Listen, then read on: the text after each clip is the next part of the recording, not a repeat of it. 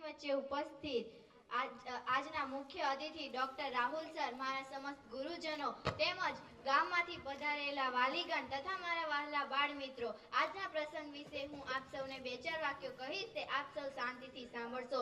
आओ झुककर सलाम करें उनको, आओ झुककर सलाम करें उनको, जिनके हिस्से यह मुकाम आता है।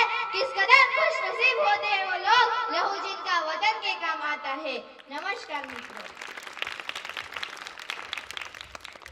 नमस्कार मित्रों, હું છું દિશા રાઠવા અને આજે આપણે જે વિષય પર વાત કરવા જઈ રહ્યા છે, જે વિષય પર ચર્ચા કરવા જઈ રહ્યા છે, તે છે આપણા ભારત દેશના ધ રિયલ હીરોઝ, જે જીવે છે તો પણ દેશ માટે અને બલિદાન આપે છે તો પણ દેશ માટે। તમે સમજી જ ગયા હશો કે હું કોના વિશે વાત કરી રહી છું। હું વાત કરી રહી છું આપણા ભારત દેશના વીર જવાન સૈનિકો વિશે, જે જીવે છે તો પણ દેશ માટે અને બલિદાન આપે છે તો પણ દેશ માટે। સાહેબ, અન્યથા આ સ્પીચ શરૂ કરવા પહેલા મારે તમને એક જ સવાલ છે કે આપનામાં દેશભક્તિ કેવી છે અને કેટલી છે?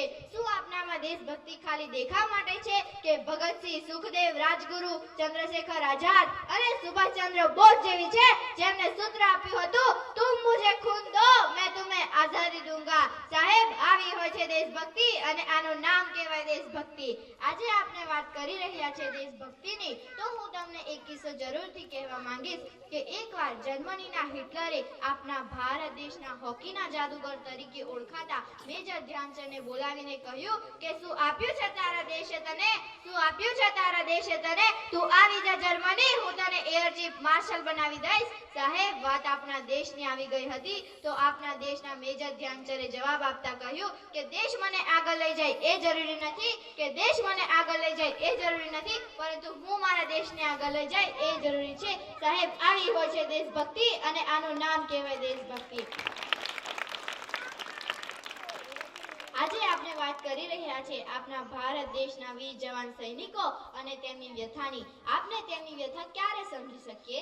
આપણે તેમની વ્યથા ક્યારે સમજી શકીએ? આપણે તેમની વ્યથા ત્યારે જ સમજી શકીએ જ્યારે આપણે પણ ખુદ એક સૈનિક હોઈએ। તો ચાલો આપણે સૌ માની લઈએ કે આપણે પણ ખુદ એક સૈનિક છે અને બોર્ડર ઉપર લડી રહ્યા છે, કારગિલની ઊંચી ટેકરી જ્યાં -15 ડિગ્રી જેટલું તાપમાન હોય છે। કાલે આપણે ઘરે જવાનું છે, હેડ ઓફિસરે ચિઠ્ઠી આપી દીધી છે, ત્યારે જ આગળથી પાકિસ્તાન વાળાએ હુમલો કરી દીધો અને તમારા ઘરે કોઈ સંદેશ આપે છે કે તમે બોર્ડર પર લડતા શહીદ થઈ ગયા છો, તો વિચાર કરો, તમારા વૃદ્ધ પિતા જેમનો એક જ બાળક હતો, તમારી માતા આ સહન નથી કરી શકતી, તમારી બહેન જેનો એક જ ભાઈ હતો તેની રાખડી તૂટી જશે, તમારી પત્ની પાગલ બની જશે, તમારા દીકરાનું શું થશે, તેના ભવિષ્યનું શું થશે? તેઓ કહેતા હતા પપ્પા પપ્પા, તે આજે ચિલ્લાતા હશે પપ્પા પપ્પા પપ્પા। સાહેબ, આ તો આપણે ખાલી અનુમાન લગાવ્યું છે તો વિચાર કરો કે આપણા ભારત દેશના પુલવામા અટેકમાં એવા વીર 42 સૈનિકો શહીદ થઈ ગયા હતા, તો તેમના પરિવાર પર કેવી વ્યથા હશે, તેમના પર કેવી વ્યથા હશે? કોઈ પૂછે તમને કોણ છો તમે, કોઈ પૂછે તમને કોણ છો તમે, તો ઓળખાણ આપી દેજો, ઉપર જોખ નજર અને છાતી પર હિન્દુસ્તાન લખી દેજો।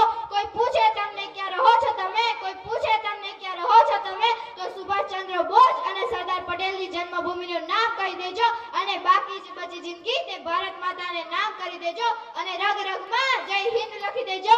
અસ્તુ ભારત।